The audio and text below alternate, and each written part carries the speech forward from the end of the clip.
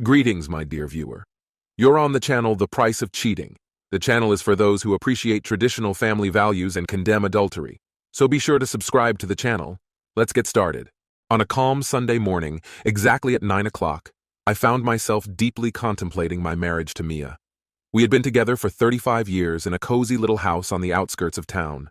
Our home is modest but comfortable, a living room, a bedroom, and a garage that leads out to a spacious open terrace. There's enough space in the garage for our 2 cars and my favorite motorcycle, which I enjoy riding on. Mia casually mentioned that she had a date planned. It was set for Friday night, the same night we usually spent together in front of the TV. She explained that the date was with a colleague from another office in her company, and they were going to celebrate his birthday. Mia told me how their friendship had developed. His occasional visits to her office on Wednesdays had turned into casual coffee chats, and then into shared lunches. After one of those lunches, he stopped by her office to say goodbye. As they stood by the door, he kissed her, completely out of the blue. After the kiss, he asked her to dinner. "And you just agreed?" I asked, unable to hide my surprise. She hesitated slightly before admitting that it had caught her off guard. "We've always been honest with each other, Mia. Just tell me the truth," I urged. After a pause, she confessed that she might have hinted at the kiss. "It was just a kiss," she quickly added. "And did you kiss him back?" I asked more softly now. Her answer was gentle. "Yes." Over the next few evenings, we discussed the upcoming date. Mia remained calm, but her resolve troubled me. Each conversation only made things more complicated. It turned out that it wasn't really a birthday celebration, and no one else had been invited. I was growing increasingly irritated, and finally asked her directly, "Are you planning to sleep with him?" She didn't answer immediately, and her silence spoke louder than any words. "Why would you even think that?" she finally asked. The tension between us was palpable. "Your cheeks are flushed, and you look excited. That kiss, it thrilled you. You've mentioned how attractive he is. Twice," I accused. She sighed and acknowledged, "Yes, he's handsome, and yes, I'm excited. It's the first time I've thought about going on a date with someone else since we met, but my blush is because I came home early to bake him a birthday cake. It's in the oven right now." "A cake? When was the last time you baked a cake for me?" I retorted. Rolling her eyes, she replied, "Don't be so dramatic. I take you to your favorite restaurant every year on your birthday. Richard is divorced, lonely, and wasn't even planning to celebrate. I just felt sorry for him." I couldn't shake the unsettling feeling. "Do you even know why he got divorced?" I asked. She shrugged. "We've never talked about it, but he's a good person, and I didn't want him to feel alone." The conversation was getting more and more tense. "Fine, I'll go with you," I offered, even though I already knew her answer. "No, Michael, it's a date," she said firmly. "Then just answer me. Are you planning to sleep with him?" Her response was cautious. "I don't have any such plans." Although her words were meant to ease my fears, they didn't calm me. "You know what he expects. That kiss. It wasn't just a friendly goodbye. He's hoping for more. Michael, he's a man. Yes, maybe men think about intimacy when a woman agrees to a date, but that doesn't mean I'm going to sleep with him," she said, calmly but firmly. "So, you're saying it's possible?" I pressed, refusing to let the subject drop. "You're exaggerating. Richard is just a colleague. Yes, he's single, and yes, I agreed to have dinner with him. That's all." "I thought we were still deciding whether you should even go," I said, feeling my irritation rise. "It's just dinner, Michael, with a colleague. I've had dinner with female colleagues before, and yes, I'm going," she insisted. I couldn't hold back any longer. "He's more than just a colleague, Mia. He's an attractive man who has already kissed you, and you still haven't given me a clear answer. So I'll ask you again, directly. Are you going to sleep with him? Are you seriously thinking about sleeping with him?" Michael's tone was light, but the question hung in the air. "I'm not planning to," Mia replied nonchalantly, shrugging. "But I can't say it's completely out of the question, right? It all depends on how things unfold." "And what would that scenario look like?" Michael persisted, now with a hint of irritation in his voice. "Like, he offers you a ride home in exchange for something in his car in the parking lot? Or will you change your mind if his ex-wife shows up to dinner with their 5 kids? Changing the subject abruptly, Michael asked, "How are you even planning to get to this dinner?" "I called a cab. It'll be here at 7 p.m., Mia answered calmly. "Of course. So that means you'll be free to have a couple of glasses of wine, right?" His words dripped with sarcasm. Don't be ridiculous, Mia sighed, clearly tired of the conversation. Yes, I can have some wine, but I wouldn't drive even if I didn't drink. Why would I need the car? At that moment, the oven timer rang, interrupting the moment. The cake's ready, Mia announced, heading toward the kitchen. Great, Michael muttered. Maybe I'll have a slice. Michael, sometimes you're just unbearable, Mia shot back. And leave the cake alone. It's just a sponge cake. I know you don't even like that. Calling me unbearable? Low blow, but fair, he admitted. All right, I won't touch the cake. Mia carefully transferred the cake to a cooling rack. Tomorrow, I'll cover it with fresh cream before taking it to the restaurant, she muttered, mostly to herself. The cake box was already prepped for the final delivery. And don't touch the box either, she warned, glancing over her shoulder. I know what you're capable of. I won't touch anything, Michael responded with a lazy eye roll. As he returned to the living room, Michael asked, Where is this dinner going to be? At the Hilton, Mia answered. Of course, should have guessed, Michael smirked. I bet he booked a room there too. Women these days are so easily satisfied, aren't they? He pays for dinner and wine, and you provide the bed, he continued, his irritation becoming more evident. I heard the breakfast there isn't bad either. Enough, Michael, I've had it, Mia snapped. Your jealousy is exhausting, and it doesn't suit you. Richard didn't book a room, all right? It's just dinner. But if you keep this up, I might end up in bed with him just to spite you. So here's the deal. Stop being jealous, and I'll be home by midnight. Michael stared at her for a moment before responding. I'll be honest, Mia. I don't like any of this. Too bad, Mia retorted. But since it bothers you so much, let me propose another deal. I'm listening, Michael crossed his arms. From now until the taxi arrives tomorrow, you don't mention it again. No arguments, no sarcastic comments. I'll be home by midnight, and on Saturday morning at 9, we'll sit down and talk. You'll have time to think it over, and you can decide what to do next.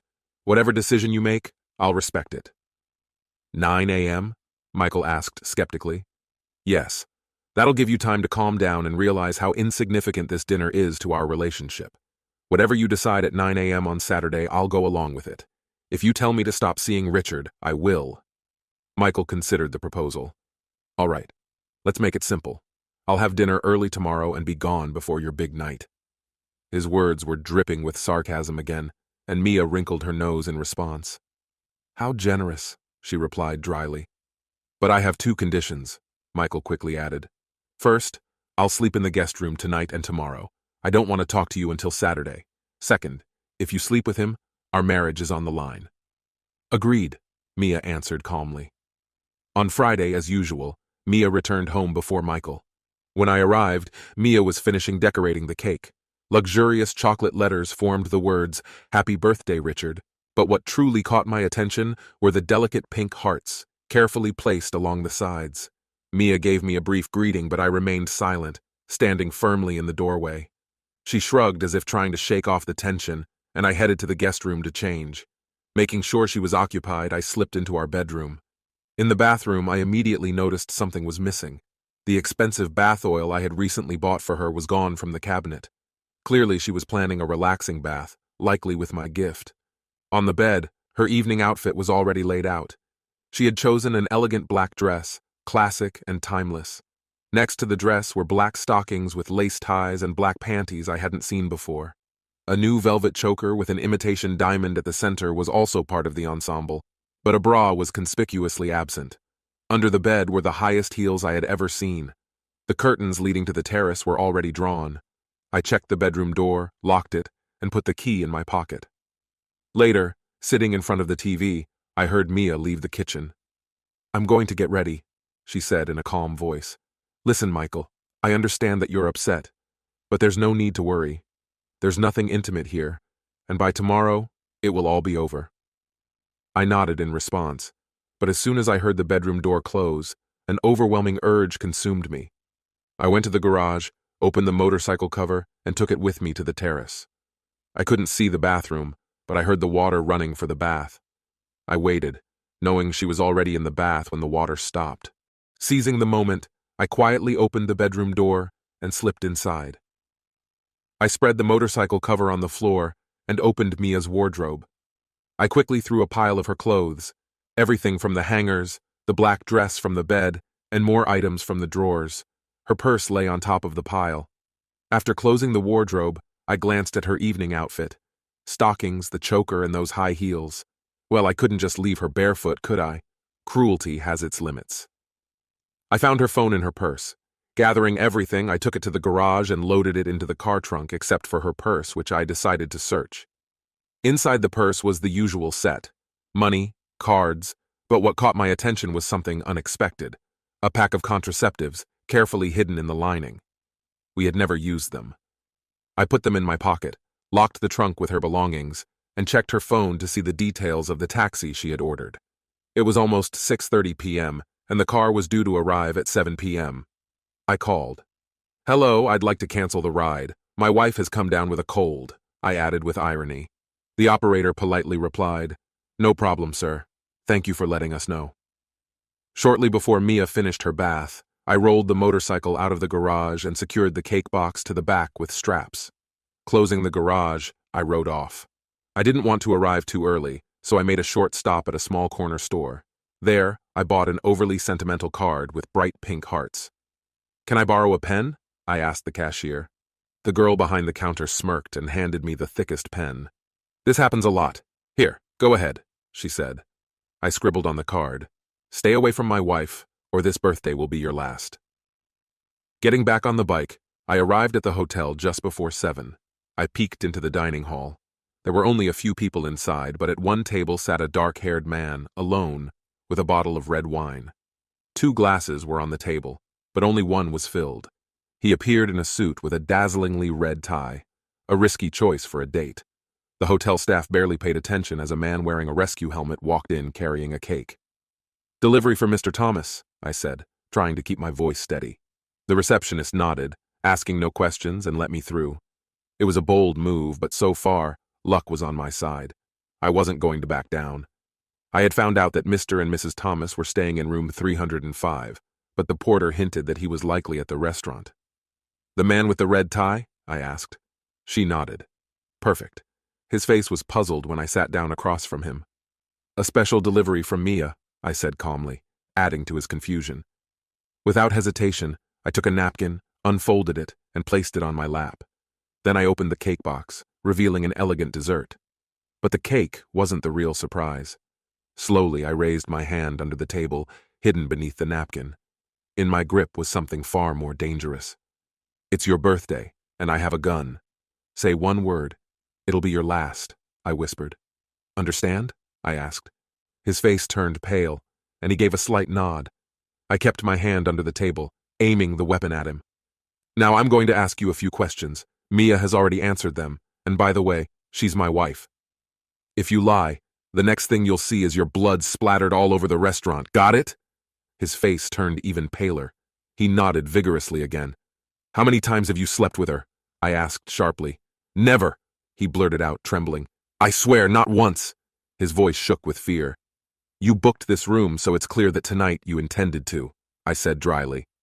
"I wanted to, but it wasn't guaranteed," he mumbled. "Now the most important question." I leaned in closer. "Did Mia know you booked the room?" His throat tightened as he nervously swallowed. "Yes," he admitted. I quickly looked around. No one had noticed us. "You know how a man feels when his woman betrays him? So, you've got 2 choices." I paused to let him grasp the gravity of my words. Either I pull the trigger, and don't think I won't, because Mia is the love of my life, and she betrayed me, or... I leaned in even closer, lowering my voice. "Or you shove your face into this cake right now. The choice is yours." His response was immediate. He buried his face into the cake, cream smeared over his ears, completely ruining that ridiculous red tie. As he sat there, his face covered in cake, I quietly withdrew my hand from under the napkin. There wasn't a gun at all, just a bag filled with cream. I squeezed it, and the contents spilled onto his lap. "Well, Richard," I said with fake cheer, "you got your cream pie exactly where you wanted it." I crumpled the napkin and placed it next to the card I had left on the table. With his face still buried in the cake, I stood up. A few guests glanced over as I calmly drained his glass and poured the remaining wine over his head. No one said a word. When I got home, Mia was lying on the couch in a robe and slippers, her hair still wet from the shower. Not exactly the reaction you'd expect from someone who had just been caught cheating. "What did you do, Michael?" she shrieked. I put a finger to my lips and whispered, "Saturday at 9. Without another word, I went to bed. The next morning, I woke her up at 7 by throwing her clothes on the bed. "How did you get in here? I locked the door," she exclaimed in confusion. I waved the spare key in front of her, the one I'd used to enter through the terrace door. Then, without another word, I got on my motorcycle and rode to the next town for breakfast, leaving her to process what had happened.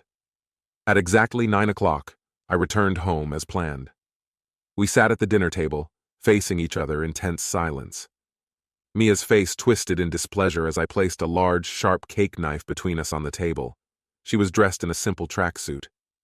"You'd look better in a dress, Mia," I remarked. "These clothes are so drab. Maybe you should try something different. Stockings, maybe a choker." She didn't respond to my suggestion. Instead, she asked, "What else did you do last night besides taking my clothes?" "I stopped by the hotel," I replied calmly. "Told Richard you wouldn't be coming. But don't worry, I gave him the cake you made. He really liked it. Couldn't get enough, actually. Oh, by the way, here's your bag and phone. Oh, and I deleted his number. You won't be getting it back until Wednesday." "I might get it back," she muttered. "Let's not forget about last week," I continued. "You kept telling me over and over that your evening was just a dinner. You insisted nothing more was planned, swore there was no hotel reservation. But here we are, and just to remind you, you agreed to accept whatever I decide at exactly 10 o'clock. Mia nodded, without saying a word. "I checked the hotel," I said. "Turns out Richard did book a room, and from what I found out there's no way you didn't know, so tonight I get what I want. You'll be sleeping in the guest room. I'll be filing for divorce this week. By the weekend, I want you out of here." "I don't care where you go," I added coldly. Her face twitched, her mouth opened in shock, just like Thomas's when he realized it was all over. "I'm selling the house. You'll get nothing and don't expect any alimony. You'll have to manage on your own, and there's absolutely no chance." I paused, hitting myself on the head in frustration. "That's it," I declared. "Michael, please," she quietly begged. "No. Did you really think you could just run off, sleep with some random guy, and I'd just sit here like a fool?" "We never," she began, but I cut her off. "It doesn't matter. Stockings, a thong, no bra, that's what matters. You said you'd be at dinner for about an hour. That left you nearly 3 hours before you were supposed to call a taxi. What were you planning? Another few rounds before heading home?" "We're going to argue about furniture anyway, so let's start now," I said, pulling out 3 contraceptives and laying them on the table. I drove the knife into them, pinning them to the table. "You can keep this table. You're a deceitful, lying woman. I regret spending 35 years on you, and that's just our marriage." This concludes the story. If you like it, then put your powerful like and subscribe to the channel.